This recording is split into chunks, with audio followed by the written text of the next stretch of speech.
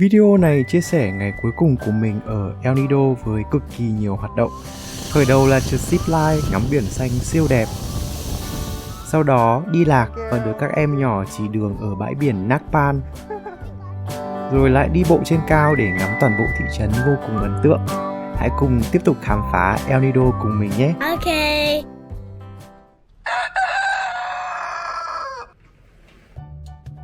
Hi. Xin chào các bạn, lại là Noah đây. Hôm nay là ngày thứ 3 của mình ở El Nido và mình sẽ khám phá những cái gì mà còn có thể trong cái ngày hôm nay trước khi mà mình quay trở về Palawan để chuyển tiếp một chuyến đi tới Cebu. Ngày hôm nay sẽ là hôm cuối ăn sáng ở đây.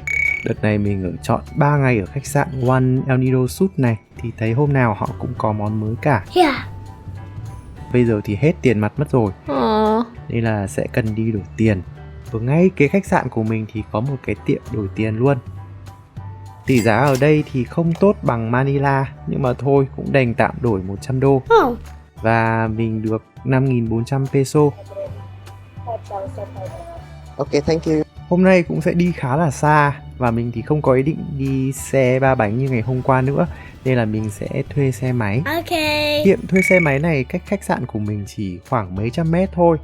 Tối qua khi đi bộ về thì mình đã hỏi giá trước rồi. Nếu mà chỉ thuê trong ngày thì chỉ mất có 400 peso, tức là khoảng 180 tiền Việt. Thank you. Có xe rồi thì bây giờ mình sẽ đi đổ xăng. Giá xăng bên này thì cũng tương tự như ở Việt Nam. 100? 100. Yeah, 100. Lúc đầu thì mình chỉ đổ 100 peso thôi, nhưng mà sau đó nghĩ đi nghĩ lại thì lại đổ thêm 100 peso nữa cho chắc. Bởi vì là đi sẽ là xa ấy, nhưng mà dư là cái chắc rồi. Yeah. Điểm đến đầu tiên trong ngày sẽ là đi trượt zipline. Super. Sau khi đọc rất là nhiều bài review thì mình có tìm ra một cái điểm chỉ đường. Đó là mình cần tìm đường đến bãi biển Las Cabanas. Sau đó khi mà đi lên trên đường ấy thì có một cái anh chắc người của cái công ty này luôn chỉ cho mình tới khu vực trượt zipline. Nói thật là nó cũng hơi khó tìm, và nếu mà không có cái anh này chỉ đường thì bọn mình chắc cũng phải lòng vòng khá lâu đấy. Đây chính là điểm bán vé zipline. Yeah. Excuse me, ma'am. Two person. Two person. Yeah. One way only. Okay. Yeah, So one you way just only. fill out your name here one by one. Yes. Rồi đây cũng được coi là một hoạt động mạo hiểm, nên là trước khi đi thì mình sẽ cần ký vào cái biên bản tự nguyện tham gia này. Cũng nhiều thủ tục ghê ha. Yeah. Sẽ có hai loại tư thế ngồi và tư thế siêu nhân, Superman. Tư thế Superman thì đắt hơn, tức là mặt của bạn sẽ được úp xuống ngắm cảnh rất là thuận tiện. Tuy nhiên thì hiện tại họ đang tạm dừng tư thế này. Mình chọn tư thế ngồi một chiều với giá là 600 peso. Bạn cũng có thể đi hướng hồi với cái tư thế này thì giá sẽ là 1.000 peso. Mình được buộc dây bảo hiểm như thế này.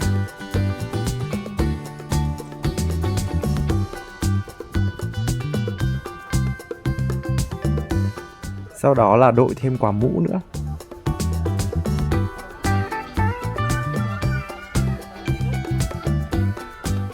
Từ đây là đã nhìn thấy biển xanh nắng vàng và cái hòn đảo ở bên kia rồi. Super.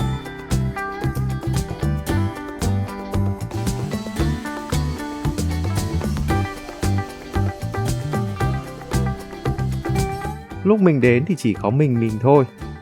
Nhưng mà bây giờ thì sau lưng mình đã có hai anh chị đang đợi rồi. Họ cũng hướng dẫn mình sơ bộ cách ngồi như thế nào và dặn dò là vì mình đeo kính nên cần ngồi hướng về phía sau để tránh dây đập vào mặt lúc dừng lại. Yeah. Sit down. Stretch your legs. Sit down. Stretch your legs. Lean back. You need lean back, sir, because you have eyeglasses. Yeah. Listen to me. Yeah. Okay. Stretch your legs in the front and lean back more. More. It's up. This is for you, sir, not for me. Yeah. Stretch your legs. Yeah. More. More. Are you ready? 1, 2, 3.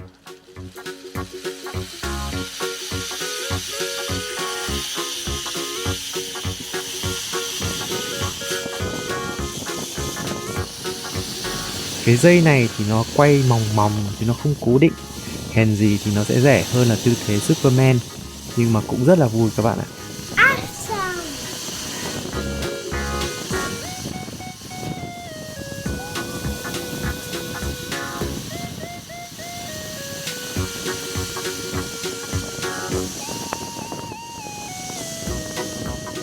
Cảnh thì siêu đẹp, để mình quay lại cho các bạn xem.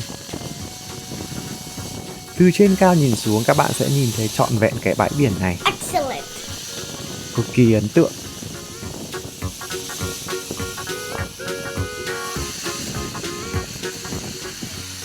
Và vèo một cái thì mình đã sang tới bờ bên này rồi. Quá nhanh luôn đấy các bạn, chắc là chỉ được hơn 1 phút thôi.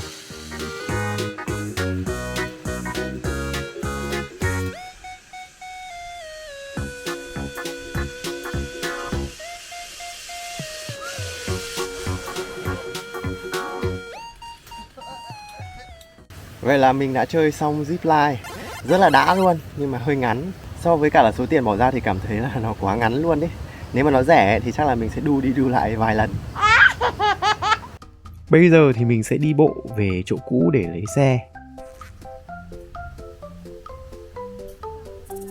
Thật ra đi qua đoạn này rất là nhiều muỗi ấy, nên là bạn nào lần sau mà đi thì nhớ mang theo thuốc chống muỗi nhá. Okay. Cái đoạn đi xuống ở phía dưới này thì siêu xấu luôn, đường rất là lầy lội. Lúc đầu thì mình chỉ đi một chiều vì thấy bảo là chiều về cũng rất là đẹp. Nhưng mà không hiểu sao cái đoạn này thì hơi bị khó đi luôn. Có một bạn nào đó nói là cái đoạn đường đi xuống này ngắm biển rất là đẹp ấy, nên là mình mới đi một chiều, chứ thực ra thì cũng có thể đi được 2 chiều.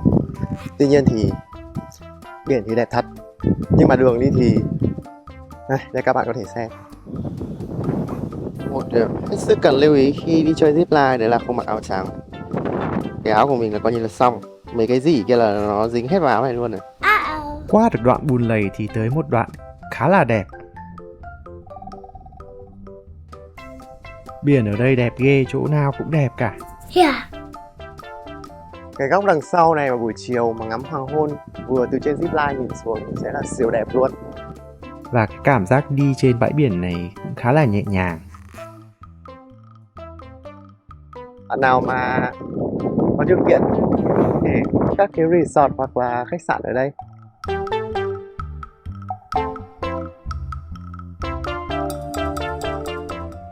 Chẳng hiểu kiểu gì nhưng mà mình đi vào cái khu dân cư như thế này.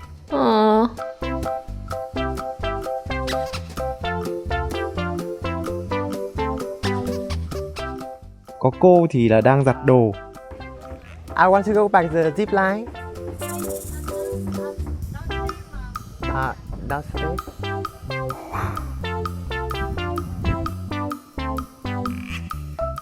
Excuse me, where the zip line? Yeah, thank you. Sau khi vòng vèo hỏi vài người thì cuối cùng mình cũng tìm được lối ra. Cảnh người dân ở đây thì rất là bình dị luôn. Có một điều mình phải công nhận là tiếng Anh của người Philippines rất là tốt luôn ấy. Những cái người dân thông thường như thế này thôi họ cũng có thể sử dụng được tiếng Anh khá là cơ bản. Excellent. Cái đoạn đi ra này thì hơi bị xấu luôn và cần leo lại cái quả dốc. Dốc ở đây thì dốc rùng rộc. Cuối cùng thì mình đã leo tới nơi và lấy được quả xe máy này xuống núi. Đây, để các bạn tận mắt thấy những cái đoạn dốc ở đây. Lúc đi vào thì có một cái anh dẫn đường nên là mình cũng đuổi theo anh ý và không để ý về cái phần đoạn dốc ở đây. Nhưng mà lúc đi xuống thì thấy chóng mặt thật. Như vậy là đã xong zipline. Bây giờ mình sẽ tới một điểm khá là xa. Bãi biển Nacpan, cách trung tâm thị trấn gần 20 km. A few moments later. Theo lời của chị Google thì mình đến được cái điểm này.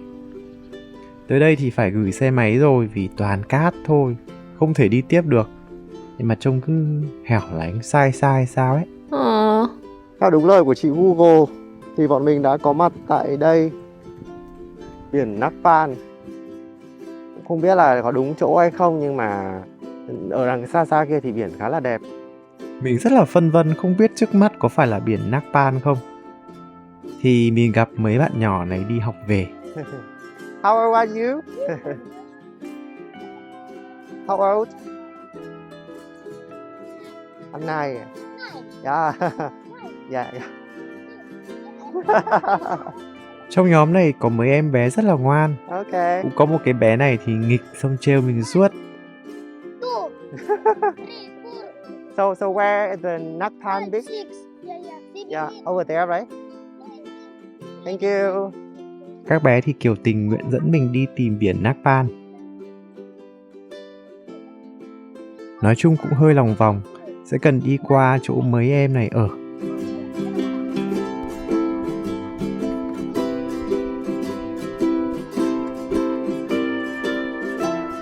Mấy bé này còn là quan sát xem là mình có đang đi theo không nữa. Ok. Khu làng này thì rất là bình dị. Nhìn mấy bạn nhỏ cũng như làng chài này làm cho mình nhớ tới cảnh gần 30 năm trước khi mà mình về Quảng Nam chơi. Thì cũng còn nguyên sơ như thế này. Awesome. Yeah. Ok, thank you.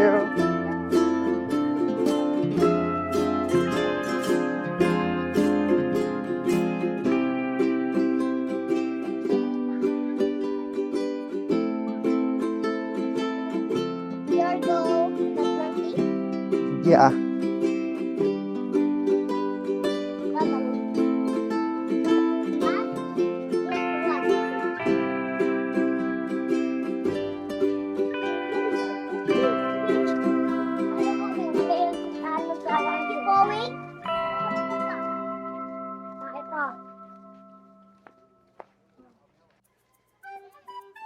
Thank you. Thank you.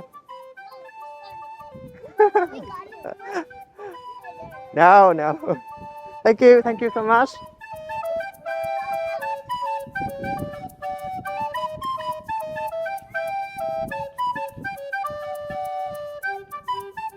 Đây rồi, bãi biển Nakpan rồi. Đây chính là biển Nakpan. Siêu xanh luôn các bạn ạ. Siêu xanh luôn. Và nhờ mấy em bé thì mình cũng đã đến được đây. Cũng đáng yêu.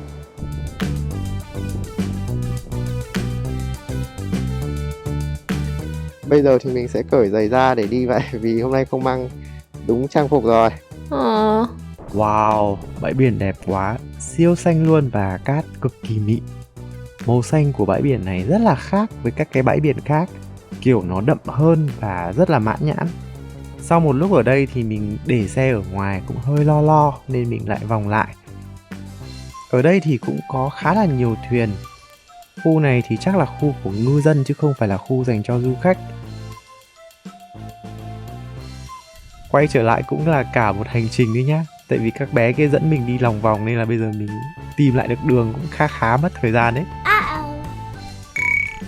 Chị Google thì chỉ cho mình một cái đường chính ngạch để đi nhưng cũng lại phải lòng vòng một lúc thì mình mới tới nơi. Đây chính là cái chỗ gửi xe máy. Gửi xe máy ở đây thì có 20 peso thôi, nhưng mà mình đưa 50 peso mà họ không trả lại luôn. Đường vào đây thì hơi khó kiếm tìm, nhưng mà mình nghĩ là rất xứng đáng để đi. Yeah. Wow, bãi biển rộng, đẹp. Có người nói rằng là bãi biển Nakpan này là một trong những cái bãi biển đẹp nhất ở El Nido. Super. Ở đây có cả cái dịch vụ massage trên bãi biển nhé. That's exciting. Gần Nakpan thì sẽ có một cái bãi biển nữa tên là Kalitang. Hai bãi biển này thì được gọi là Twin Beach, sinh đôi, bởi vì nó có một cái đoạn song song với nhau. Oh.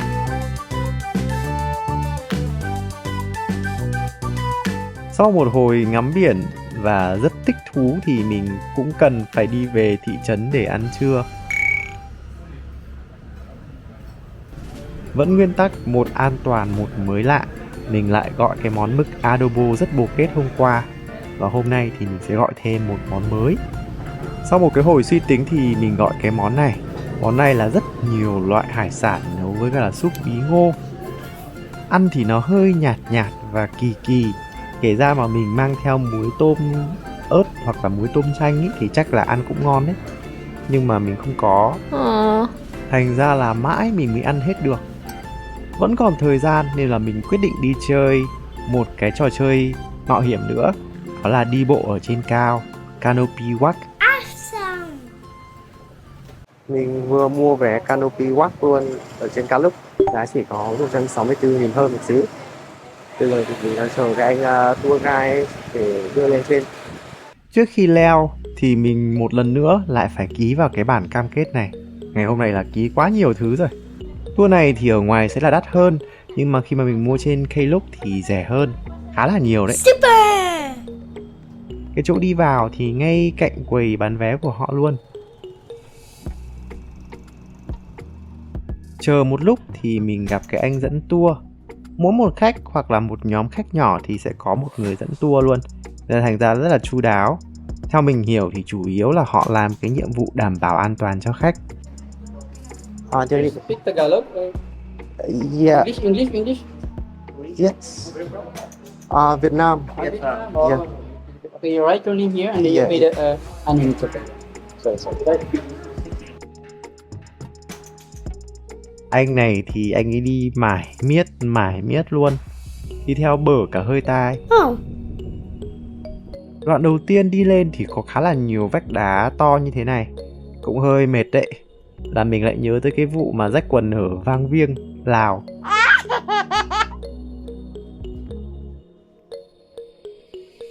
Đây rồi, đây chính là cái đoạn đi bộ ở trên cao. Lúc này thì họ sẽ cần đeo cái dây bảo hộ lên trên này để đảm bảo an toàn.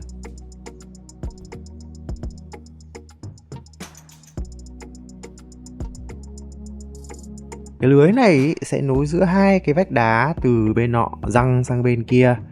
Và cái cảm giác thì rất là chòng chành. Cũng hơi sợ đấy. Ai mà sợ độ cao quá ấy, thì không nên nhìn xuống đâu. Bởi vì là nhìn xuống khá là chóng mặt. uh-oh. Can I stop a moment to... Okay. Very nice.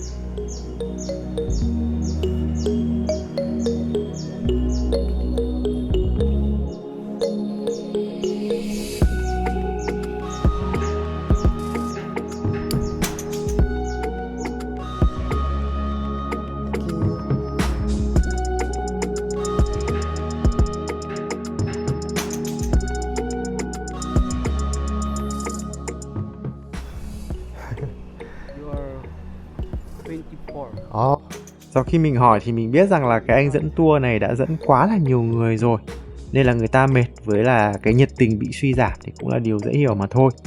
Mình hoàn toàn khá là thông cảm. Tiếp theo bây giờ mình sẽ leo lên trên tới đỉnh. Từ cái đoạn này trở đi thì nó thành các cái bậc thang như thế này, cũng khá là dễ. Yeah. Đi tới đây thôi là đã phần nào nhìn thấy được vịnh Ba Quýt rồi.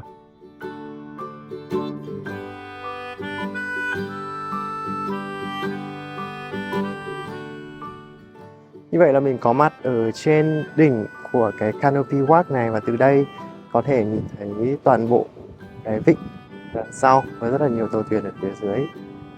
Siêu đẹp luôn các bạn. Từ trên đỉnh này nhìn xuống cực kỳ thích luôn. Super! Bây giờ thì mới quá trưa thôi các bạn, nên là trời vẫn khá là nắng. Thật ra thì đi ở dưới chân như thế này ấy, thì sẽ là những bạn nào mà sợ độ cao thì cũng sẽ hơi rén một tí đấy, bởi vì là ở dưới thì là những cái hòn đá khá là treo leo và họ để cái đường đi như thế này. Tuy nhiên thì mình nghĩ là nó cũng an toàn thôi, vì bản thân họ xây cũng khá là kiên cố. Toàn cảnh vịnh Ba Quýt rất là hoành tráng.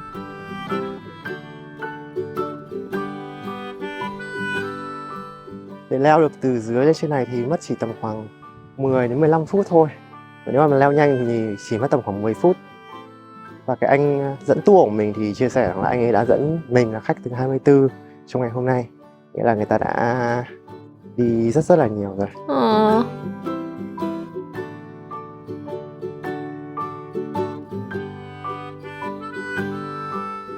Nếu bạn có dịp thì hãy thử đi bộ ở trên cao như này. Rất là thú vị. Super! Tới khu này thì có một số anh chị nhờ mình chụp ảnh, cũng là kỳ ha. Tại vì người ta không nhờ mấy cái anh tour guide chụp ảnh hộ mà lại nhờ mình. Nhưng mà mình cũng chụp hộ. Khi mà đi xuống thì có kinh nghiệm rồi nên là mình đi chậm hơn để tranh thủ ngắm cảnh. Vì mình cũng hiểu là cái người dẫn tour ấy thì họ sẽ tự động chờ mình, nên là mình cũng không quá vội như mà lúc đi lên. Nếu các bạn tham gia Canopy Walk thì các bạn nên đi buổi sáng, bởi vì buổi sáng thì sẽ mát mẻ hơn, leo lên trên này đỡ bị nóng. Và cái thứ hai nữa là cái người dẫn tour cho các bạn họ chưa dẫn nhiều ấy, sẽ thoải mái hơn. Ok. Cái tour này có thể bắt đầu đi từ 8 giờ sáng và muộn nhất là tầm khoảng 3 giờ chiều. Bây giờ thì lại đi bộ qua cái đoạn mạo hiểm lúc nãy.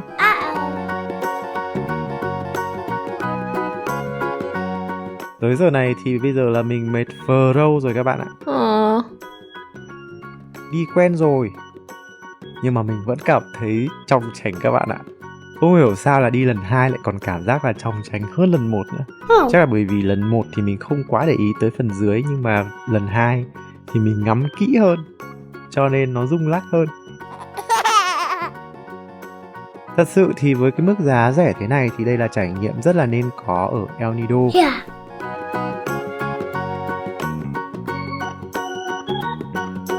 Hello. Thank you. Gần đi xuống tới nơi thì mình lại gặp một cái đoàn nữa đi lên. Quang cảnh ở đây thì khá là ấn tượng. Cuối cùng thì mình cũng vừa xuống tới nơi. Mồ hôi nhễ nhại luôn các bạn. Nhưng mà không nóng, rất là mát, nhưng mà mồ hôi ra rất là nhiều. Giờ mình sẽ đi trả xe. Cái bạn nhân viên ở cái chỗ khu thuê xe này ấy, thì nhiệt tình lắm luôn và rất hiếu khách luôn ấy. Sau này nếu bạn nào mà đi El Nido cần xe máy thì có thể thuê xe ở đây nhé. Yeah. Trả xe máy xong thì mình lại quay về khách sạn để lấy đồ. Yeah. Yeah, thank you very much. Yeah, can I wait here about 20 minutes? Yeah. Sau đó ngồi nghỉ một lúc thì đi tiếp. Bây giờ thì mình sẽ di chuyển về Puerto Princesa để bay tiếp tới Cebu. Từ khách sạn ra bến xe rất là gần, chỉ chưa tới 100 mét. Thật ra thì hôm nào mình cũng đi bộ qua đây cả, nhưng mà hôm nay mình nhận ra đây chính là bến xe. Mình đặt vé xe qua Klook và giá rẻ hơn hôm nọ rất là nhiều. Các bạn còn nhớ không, hôm nọ mình mua ở khách sạn thì là 700 peso một người, còn hôm nay thì chỉ có 290.000 tiền Việt thôi. Điều quan trọng bây giờ là mình cần tìm xem cái xe mà mình đặt ở trên Klook là cái xe nào để đi lên. Sau một hồi hỏi han tìm kiếm thì cuối cùng mình cũng đã lên được trên cái xe VIP này. Xe thì chạy trễ hơn ban đầu một chút, nhưng mà không đón khách nhiều như hôm nọ, nên là thành ra là mình thấy đi nhanh hơn và dễ chịu hơn. Nhanh thật, vèo một cái là mình đã chơi xong ở El Nido rồi. Thì vẫn còn rất là lưu luyến ở đây và muốn chơi thêm. Bây giờ là hơn 7 giờ tối và bọn mình đã có mặt tại nhà hàng Ocean View này. Đây là một nhà hàng nướng và hải sản. Nhà hàng khá đẹp, nhưng mà không có bạn khách nào trong cái đoàn này ăn tối ở đây cả. Xe sẽ đưa mọi người về tới tận nơi, cho nên là khá là vòng vèo và chuyến đi khá là trễ. Gần 10 giờ thì mình mới tới cái khách sạn này.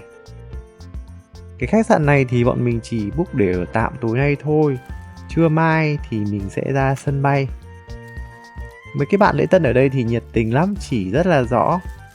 Phòng thì không mới nhưng mà thôi ở cũng tạm. Chỉ có điều là wifi thì cũng có như không mà thôi. No. Nói chung bây giờ cũng khá là muộn rồi và mình sẽ không đi ăn tối nữa. Bây giờ thì mình sẽ ngủ một giấc rồi sáng hôm sau có ăn gì thì ăn. Good night. Đừng bỏ lỡ video tiếp theo của mình với trải nghiệm hơi sốc ngày đầu ở Cebu nhé. Còn bây giờ thì xin chào. Bye.